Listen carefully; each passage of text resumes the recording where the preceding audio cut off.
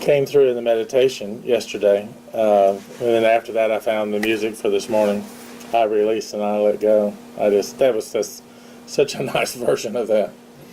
So, and it matched his picture on the album cover, I thought, because he's got them arms up and he's really singing loud. I just thought that worked just so well. But in my meditation yesterday, I had struggled with my talk during this week. I had said something earlier about that, about, gosh, how much can you say about Thanksgiving till you feel like you got it kind of covered? And I'm going, what else can I say about Thanksgiving? So I sat down in a meditation early yesterday afternoon, and it came quick. It was so nice. I just love it when it comes quick to me. Because where do you start? Where do you start? Well, for me, and this has maybe been a struggle, maybe not yours, but it's been mine for a long, long time. And Reverend Marcia, when she was here, was trying to help me with this a little bit too. Because occasionally I need to go back through some things that have happened in the past that I have not released and let go. Again, that's why the title of the song just kind of hit me when I saw it on the list, released and let go. I keep finding I haven't. And Marcia was saying, you're a new person today. Go forward, leave the past behind. What if the past just won't stay behind you? Then what do you do? Because I worked at what Reverend Marcia suggested, and I know that probably really works for some folks. But that doesn't always seem to work for me. So as I'm approaching my gratitude, Thanksgiving, approaching the gratitude, I've been doing a gratitude list every morning. Sometimes it's real short because I'll think about what I'm grateful for, then I just fling off in that direction of what I'm really so grateful for in my life. And then I get so lost in feeling about that I forget to continue my list. That's just kind of my process. But then I also notice that there's some things that I haven't forgiven, myself and others. So where do we start? And where we start is, who's the most important person in your life? Who is the most important person in your life? Absolutely. It is so important that we go back and constantly remind ourselves from that. From the song we sang earlier, Amazing Things. One of the things he says in the first verse kind of it is, love your life, love your dreams. Okay, love yourself, love your life. And if that's not happening for you, and I struggle with that, and I feel that I have to go back to forgiveness. And I have to be forgiving me. When the other process doesn't work for me, I have to go back and work what seems to.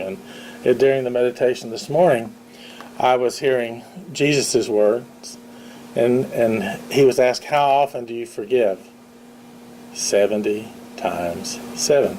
And 7 was a magical number in Jesus' day. 40 was a magical number, but 7 was one of the real magical numbers. We think of it literally. I'm going to sit down with a piece of paper, 70, then times 7, and what's that work out to? But that's not the meaning of it. The meaning of 70 times 7 is do it till it's complete. Do your process of whatever it is until it is complete. And how do you know that? You feel it. And what I was feeling this week is some of that for me is not done. I'm wanting to be in gratitude this month, but I have some processes that need to go on until I feel like they're complete. So I sat down with that. And so before I start, this should have been the first talk of the month, not the third, but this is the order it came to me in. So before I can really get down into deeper and deeper gratitude and this really being so grateful for the good in my life, I need to solve some of the other issues that bubble back up to the surface for me. And why do they do that? So I'll pay attention to it. Because those things that are bubbling to the surface underneath, they're holding me back. I have most of the things I need to forgive myself for are things that hold me back. Things that when I look back on them, I said, oh, you're not such a good guy. Oh, you're not doing amazing things. And I could be doing more. And why am I not? There's stuff back there I have not totally worked through that needs that 70 times 7 process to continue. Otherwise, they wouldn't bubble up. We need to be grateful for everything in our lives, including the bubbling up stuff. I can't process it if it doesn't bubble up to the surface and slap me in the face somehow or another. And if I'm not doing that, then all the good that I deserve, can't come to me. It's a block in my road. It's a boulder in the road that's too big to allow the flow to continue in the way that it really ought to come to me.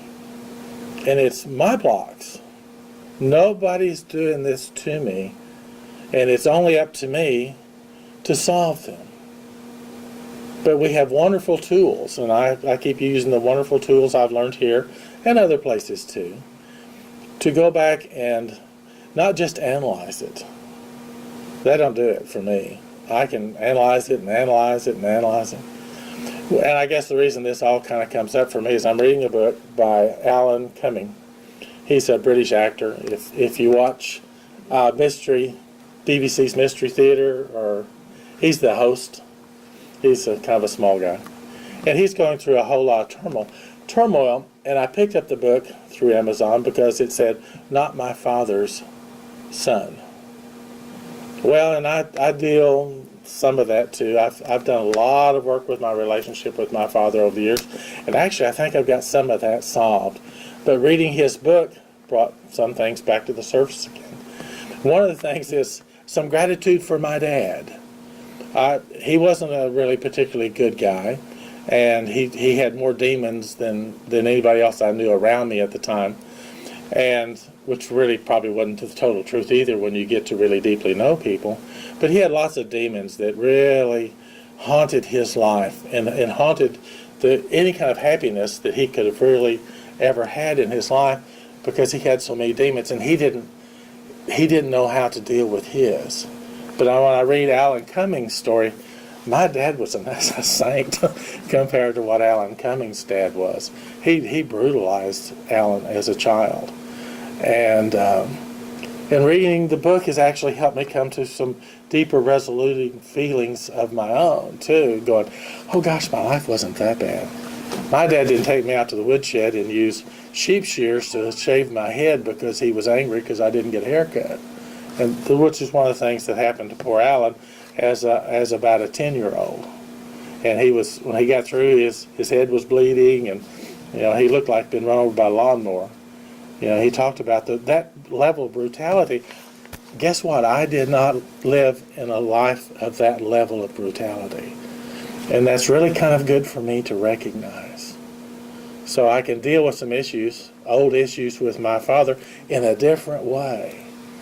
So this book popping up, it was just on the bestseller list kind of from Amazon one day, and I clicked on it and I got it. Should have gone through the church's website. But anyway, it turned out to be kind of a blessing. But at the same time, a lot of issues are bubbling to the surface because I'm reading about his life and what's going on. Things about my childhood are bubbling back up that I need to deal with because they are blocks in my spiritual road. Some of them are little rocks that butt me as I go by, and some are a little bit larger and really something I can hide behind. And if I'm hiding behind it, I'm hiding from my life. I'm not loving my life if I'm doing that. And if I'm not loving my life, then how can I be as grateful as I really want to be? That came through in my meditation yesterday. Until I do more and more of the forgiveness that's still down inside, and when they bubble up, I just got to work on them. I've got to be diligent and work on the things bubbling up beside me and around me. And I've been pretty good at it. And the reason I know I've been pretty good at it is my life is so much happier If I take and measure my life against my father's life in the level of happiness, there's virtually no comparison. Absolutely no comparison between the life my dad lived and the life I live. And I am, well, that's a big gratitude. I am so grateful that my life is so much better than my dad's. Is it getting a little too cool? I am. That doesn't mean anything. Well, I can't tell.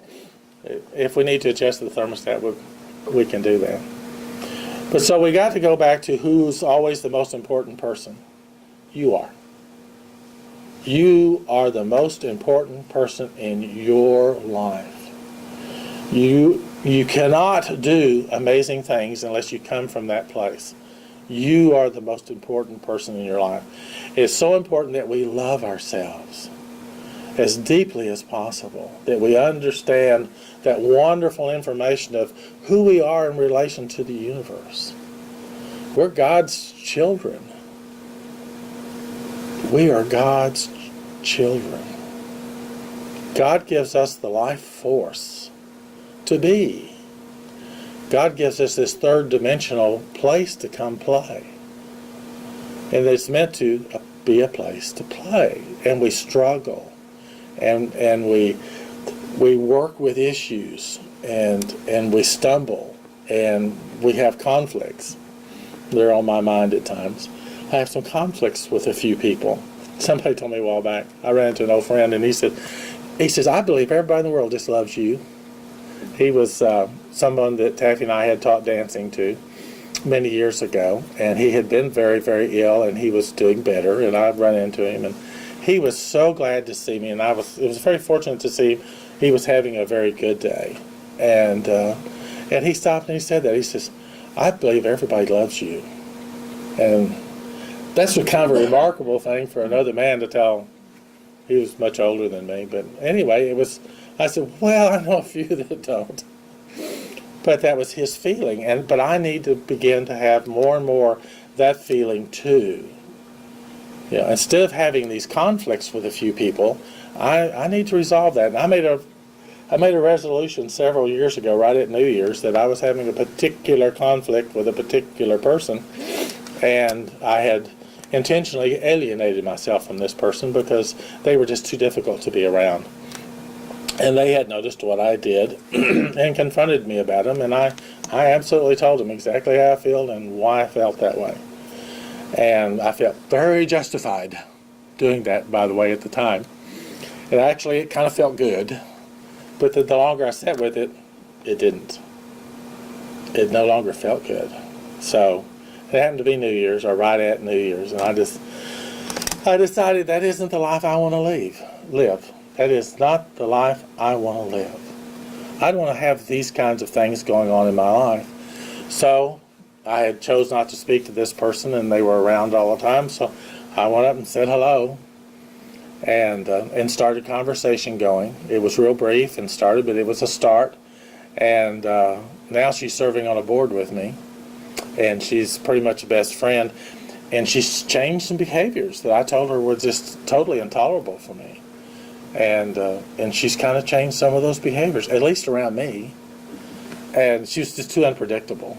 But half the time she's just going to blow up all over you. One of those lovely people that come up and something's happened in their day, and they're just a little time bomb, and you say hello and it's boom all over you. And I just got tired of that behavior, and I just shoved her aside. And again, it felt real satisfying to do that for a real short period of time. And then I go, you're going to run out of friends if you ain't careful, And I thought, that's not where I want to be. So I solved it. And I made a decision to make a different relationship, and it worked. It's a much different relationship. We value each other today because we have grown to know each other just a little bit better. And that's some of the things that we have to solve. My life isn't great if I have all those things going on around me. It's not great. And we all deserve a great life. That's what religious science tells us over and over again. And we need to remind ourselves over and over again. But our life is great to the degree that we solve those little issues, and sometimes big issues. But they are the things that block your good. That's why we got to do them. Your good wants to flow to you. It really does. God's great desire is for you to have the most wonderful life imaginable, doing amazing things. If you're doing amazing things, you're really happy. That makes you a happy person, doing amazing things. And it's there for each one of us to do. Follow your dream. Love your dream. It's in the song, love your life, love your dream, and do it. Down that road is happiness and satisfaction and a great life and lots of wonderful people around you. And you deserve it.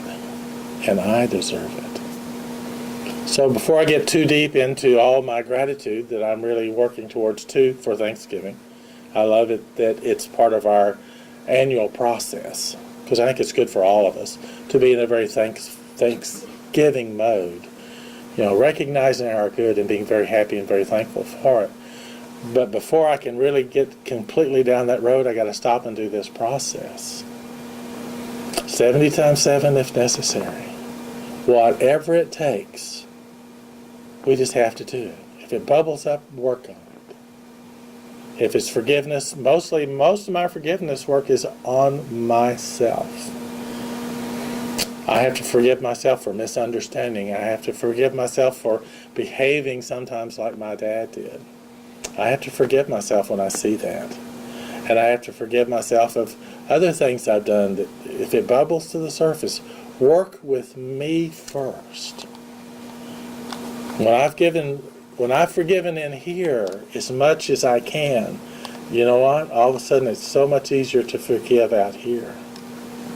Really is. If I do this first, if I work in here first, if I remember how important I am, then the rest of my world falls into place so much better. And so much happier. And so much easier. I'm my own worst enemy. And my words to myself are the most important. Again, I mentioned it last week. Listen to what you say to yourself. That'll get you in touch with some of the bubbling that's going up around you. Listen to what you say to yourself. Because that's evidence of the bubbling cup that you need to work with. Listen very, very closely to that. I really, meditation is so important. And listen during your meditation. Listen to the small voice. It'll guide you. It did yesterday for me. It was almost like a gong went off beside me. And it was really a very exhilarating feeling, knowing that I need to visit this again. And as I visit this again, then the future is new. I'm not dragging that old stuff forward. Because I mentioned a couple of weeks ago, I saw that sign in a window in Kennebunkport, Maine. No matter what your past, your future's a clean slate. But if you're not careful, you're dragging your past with you. But you don't have to. But you must process whatever comes up to be processed. And then you are the new person.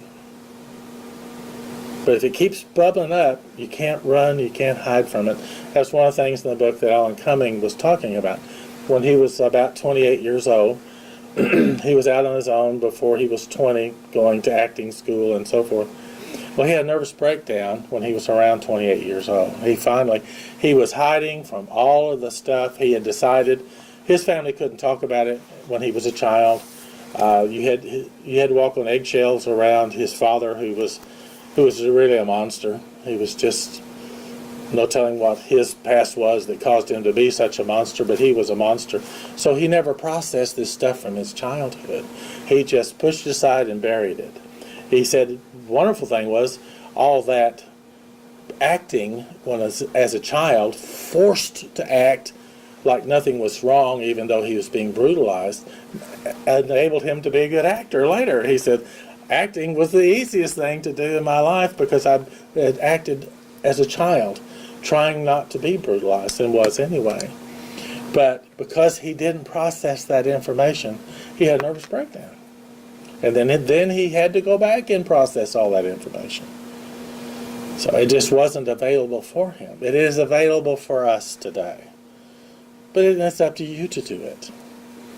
But there's help for us. There's Carol and myself. We're your practitioners. If you need assistance with that, we're ready to do that. So, use our stuff if you need it. We always need help. Of course, the biggest help is all of us together. That is our biggest help. Community. Because you can't do it alone. You really just flat can't do it alone. I can't either. So as we continue into our Thanksgiving season and giving thanks for our good, our theme, let's do all the processing that needs to be done. Because it's doing that processing, and it's most of mine is just forgiveness for myself. So that I feel good, I feel better and better and better. That gives me the opportunity then to really love my life. If I don't do that, there's a time bomb underneath it all. There can be. It was for Alan Cumming. Time bomb went off, and then he got some help. But let's take care of business. Let's take care of the bubbling up.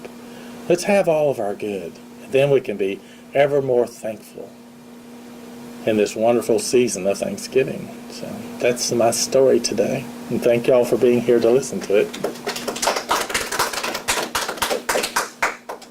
And our morning treatment. So be comfortable in whatever way that is for you.